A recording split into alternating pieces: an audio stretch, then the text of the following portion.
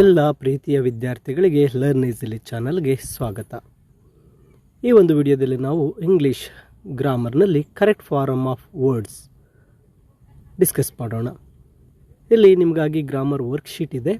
ಈ ವರ್ಕ್ಶೀಟ್ನಲ್ಲಿ ನಿಮಗಾಗಿ ಈ ಒಂದು ಕರೆಕ್ಟ್ ಫಾರ್ಮ್ ಆಫ್ ವರ್ಡ್ ಕಲಿಯೋದಕ್ಕೆ ವಿಡಿಯೋ ಲಿಂಕ್ ಮಾಡಿರ್ತೇನೆ. ವಾಚ್ ವಿಡಿಯೋನ ಕ್ಲಿಕ್ ಮಾಡಿ ಆ ಲಿಂಕ್ನಲ್ಲಿರ್ತಕ್ಕಂತಹ ವಿಡಿಯೋನ ನೀವು ನೋಡಬಹುದು.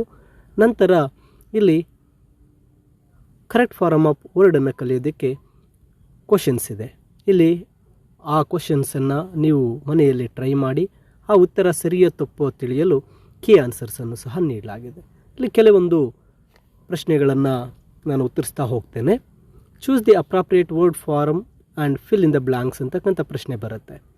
ಮೊದಲನೆಯ ಪ್ರಶ್ನೆಯನ್ನು ನೋಡಿದಾಗ Mount Everest is the dash high mountain peak of the world ಅಂತ ಇದೆ.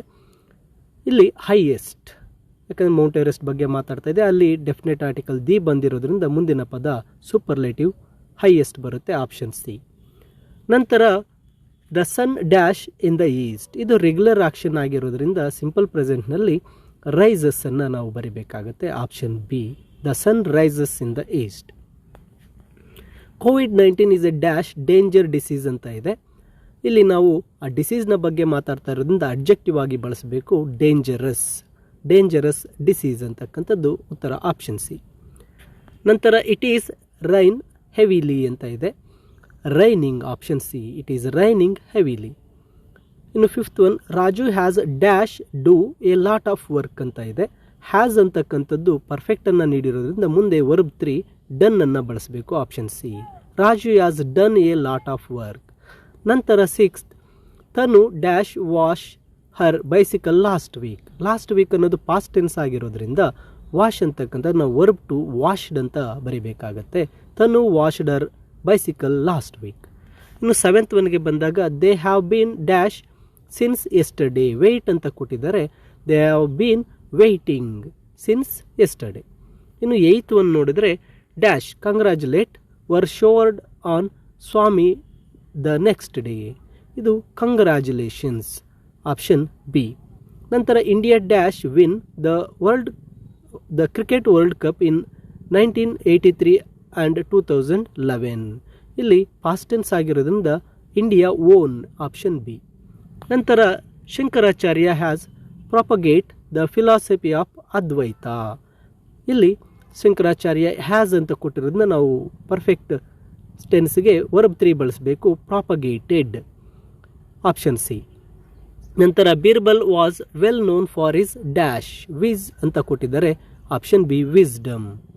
The tears dash up in his eyes, ಇದಕ್ಕೆ ವೆಲ್ಡ್, ಆಪ್ಷನ್ ಎ ಇದೆ, ವೆಲ್ಡ್ ಅಪ್ ಅಂತಕ್ಕಂಥ ಉತ್ತರ ಬರುತ್ತೆ. The students were marching silent ಅಂತ ಇದೆ. ಮಾರ್ಚಿಂಗ್ ಅಂತಕ್ಕಂಥದ್ದು ವರ್ಬ್ ಆಗಿರೋದ್ರಿಂದ ಆ ಸೈಲೆಂಟ್ ಅಂತಕ್ಕಂಥದ್ದು ಅಡ್ವರ್ಬಲ್ಲಿ ಬರಬೇಕು, ಸೈಲೆಂಟ್ಲಿ. ನಂತರ idioms and phrases will dash beauty the language ಅಂತಿದೆ.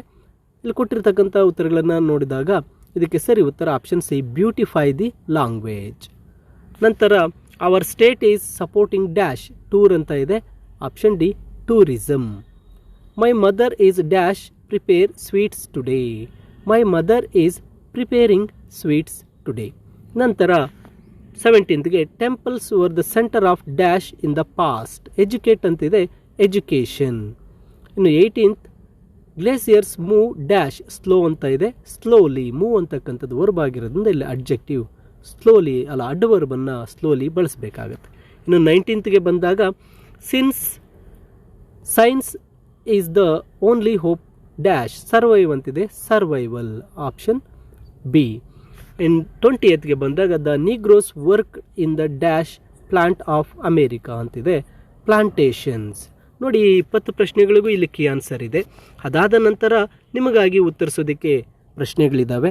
ನೀವು ಈ PDF ಡೌನ್ಲೋಡ್ ಮಾಡಿಕೊಂಡು ಆ ಪ್ರಶ್ನೆಗಳನ್ನು ಓದಿ ಉತ್ತರಗಳನ್ನು ನೀವಾಗೆ ಉತ್ತರಿಸ್ತಾ ಹೋಗಿ. ನಂತರ ಈ ಒಂದು ಪ್ರಶ್ನೆಗಳಿಗೆ ಕೀ ಆನ್ಸರ್ಸನ್ನು ಚೆಕ್ ಮಾಡ್ಕೊಳ್ಳಿ.